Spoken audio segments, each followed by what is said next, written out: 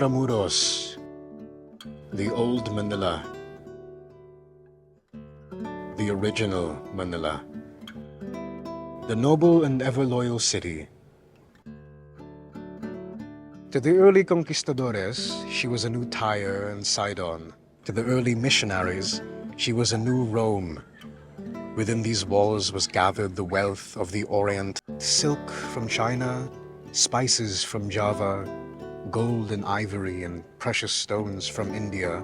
And within these walls, the champions of Christ assembled to conquer the Orient for the cross.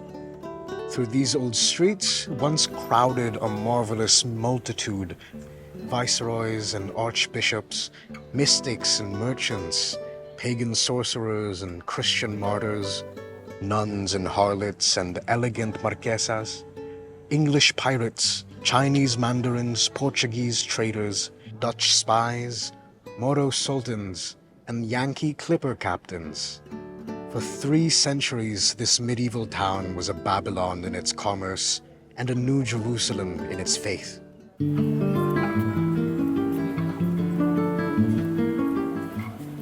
Now look, this is all that's left of it now. Weeds and rubble and scrap iron, a piece of wall, a fragment of the stairway. I look down at this desolate street. Not so long ago, people were dying here a horrible death by sword and fire. The screams drowned out by the shiller screaming of guns. Only silence now. Only silence, the moonlight and the tall grass thickening everywhere. This is the great Calle Real, the main street of the city, the main street of the land, the main street of our history. Through the street, the viceroys made their formal entries into the city.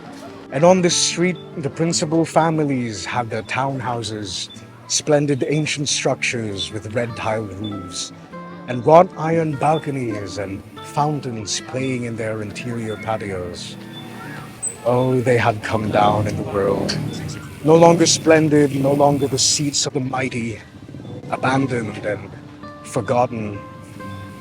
They stood decaying along this street, dreaming of past glories, growing ever more dark and dingy and dilapidated with the years. Intramuros was dying. Intramuros was decaying even before the war. The jungle had returned, the modern jungle, the slum jungle, just as merciless and effective as the real thing, demolishing man's moment of history and devouring its monuments. The noble and ever-loyal city had become just another jungle of slums. And yet, listen, it is not dead, it has not perished. Your city, my city, the city of our fathers still lives. Something of it is left. Something of it survives and will survive. As long as I live and remember.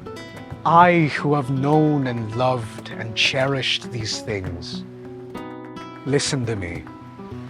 By your dust and by the dust of all the generations, I promise to continue. I promise to preserve.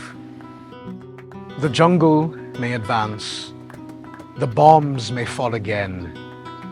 But while I live, you live. And this dear city of our affections shall rise again.